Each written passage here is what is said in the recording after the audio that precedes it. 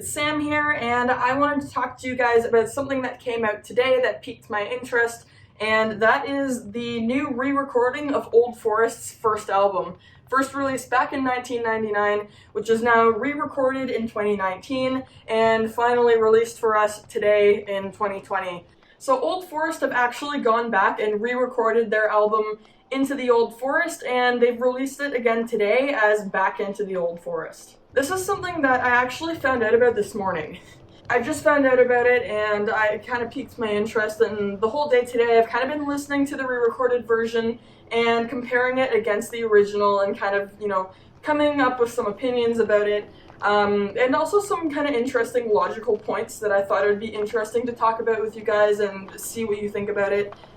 So anyways, who are Old Forest as a band? If you haven't heard of them, then you may have heard of another band called In the Woods. They're kind of legendary. They've released some of my favorite albums in the entire genre. Old Forest, like I said, they share some members with them. Primarily, we're talking about Grond/Cobalt. Actually, up until about 2017, Grond was drummer.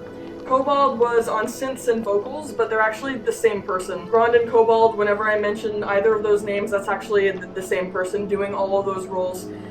There's also Beleth, who plays guitar and bass, but in 2017 they added Cobro, who is now their active drummer, and Cobro was also a member of Reincarnation, which was the precursor to In the Woods, and he also drummed for Carpathian Forest for a while, so if you've heard of him before, then that may be why. But anyways, Old Forest, they're from the UK, and they were known for releasing an album back in 1999 that was meant as a statement. And Old Forest, if you want to understand the kind of band that they are and the kind of statement that they were making, then you really can just think about what the name Old Forest means and where it comes from, because it tells you a lot about who they are as a band. That name actually comes from Lord of the Rings, which shouldn't really be that surprising. These guys are mostly writing music about history or fantasy, so that really fits the bill. The Old Forest in Lord of the Rings is one of the last remaining parts of ancient Middle Earth. And so it was one of the last parts of the Old World. And if you consider that last parts of the Old World thing, that's exactly what Old Forest were trying to do when they put out this album in 1999. One problem that they were starting to have with black metal was that it was becoming too commercialized. And they really wanted everybody to take a step back and really bring things back to pre-1995 Norway. A lot of their main influences are the major players of that scene at the time, like think Old Emperor, Old Burzum, like Gehennis, Tyricon. Those ones in particular are kind of the ones that I hear in their music a lot. As well, they also really wanted to keep that old tradition alive and bring it back to the modern world, and that was the statement that they were making with this album. That statement was actually not very well received, in part because they kind of went about it in a really cheesy way, and they openly referred to themselves as a cult band, and not KVLT. It's actually CULT. They kind of really wanted to embody that whole notion of being this super obscure band that's super good and only the people who are on the inside can know about it. That is exactly what Old Forest are trying to be. So that statement was not received very well. Their first album was actually panned and it wasn't very popular. It was actually given a 1-star review, I think by Terrorizer, or one of those other big metal magazines at the time. Which kind of did show that they had a point. Things were becoming too commercial. I agree with them on that front. This album is not a 1-star album. It's not a groundbreaking album. It's not revolutionary. It's understandable why In the Woods are generally kind of more talked about than Old Forest. But still, it's a good album and one that I've enjoyed for years. On occasion, sonically, it's about it. Honestly, it feels like you're riding on a horse through a scorched field, about to meet a horde of orcs in battle and chop their heads off with an axe. That's the kind of album that this is.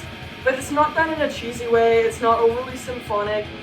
This is something that you can get into if you just are a fan of second wave black metal in general, which is nice. Old Forest kind of abandoned that approach later on, although they didn't completely. They've never said that they're abandoning that approach, but their newer stuff sounds a lot more modern. So not all of their work sounds like that first album that they put out, and I'm wondering if that's maybe because they actually were criticized a little bit for that. And that may be one of the reasons why they decided to re-record the album. But anyways, we're going to talk more about that later on. One important thing to know, which I think I might have mentioned already, is that this album does not have Cobra on it, and that's because Cobra wasn't on the original. So this album has Grand on drums and Cobalt and Belith and not Cobra. Even though he is currently their drummer, he did not drum on this re-recording, which is an important thing to mention because I did have some problems with the drums on this re-recording, which we'll talk about later on.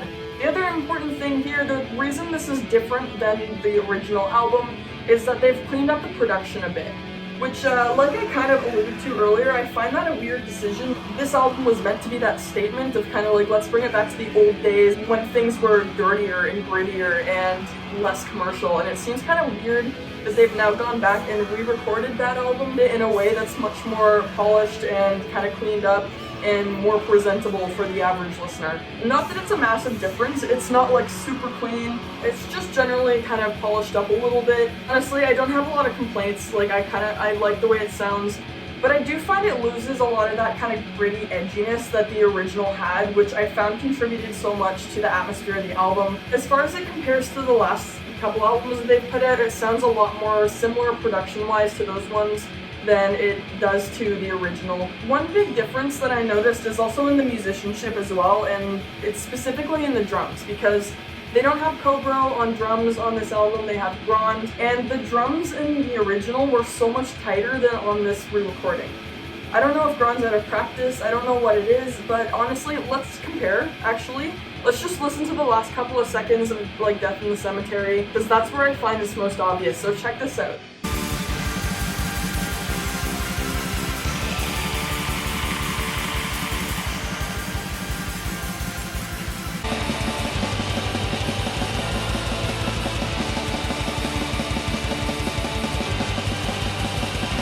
You can see how much more unsteady the drums are in the re-recorded version, which isn't really a huge thing. Like, I'm being super nitpicky here, so I'm being an asshole. Honestly, I noticed this the first time on my second listen through, so it's not immediately noticeable, although it probably will be now that I've pointed it out, so you're welcome for that. I also feel it kind of lacks some enthusiasm. Like, a lot of the parts that were re-recorded, they don't have the same attack and like aggressiveness that you can see on the original. And honestly, I find this one feels kind of unenthusiastic.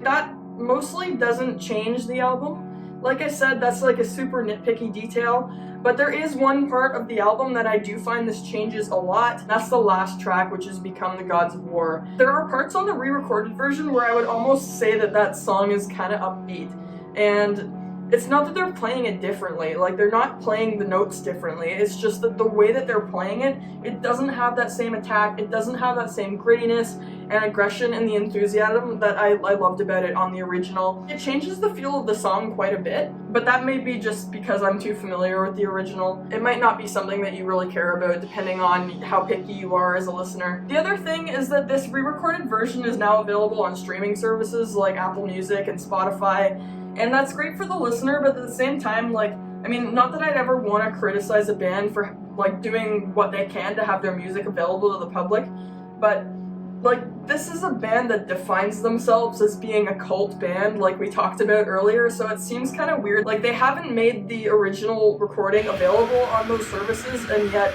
the re-recorded version is, so I feel like that's kind of a logical leap in judgment a little bit. I want to be clear that I don't believe that you should ever stick bands in a box.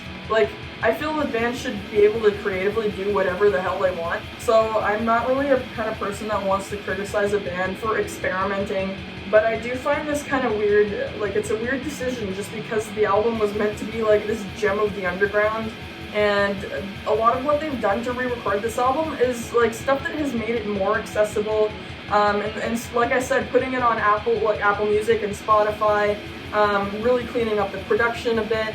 I just feel like that's kind of an odd decision given that this album, when it came out, was meant to be that statement of like, let's bring it back to this obscure place in black metal. So it does seem like weird logic, but I mean, I feel like this was just done kind of to have fun as a band. I feel like they were enjoying going back to their roots. Anyways, I don't really want to put that much thought in it because I don't think it's that deep, honestly. I think this was something that they did just to have fun as a band and to kind of reward their fans who have been here through all these years. And I think that was the reason why they did this. I don't think they really wanted to like go back on their word. I just think they were having some fun, and a cool thing if you are into Old Forest is that the CD actually has a couple of covers on it, a Burzum cover, and I think it's a Gehenna cover, so that's a cool thing. Overall, I way prefer the original. Like I said, it's grittier. I find the musicianship a little better. It kind of is lacking on the re-recorded version. It just doesn't scratch the itch the same way as the original does.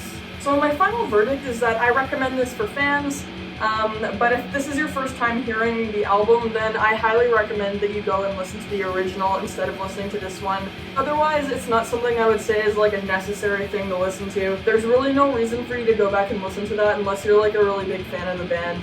And if you haven't heard the album, don't listen to the re-recorded version first. Go back and listen to the original. That's kind of my thoughts on Old Forest and their re-recorded album.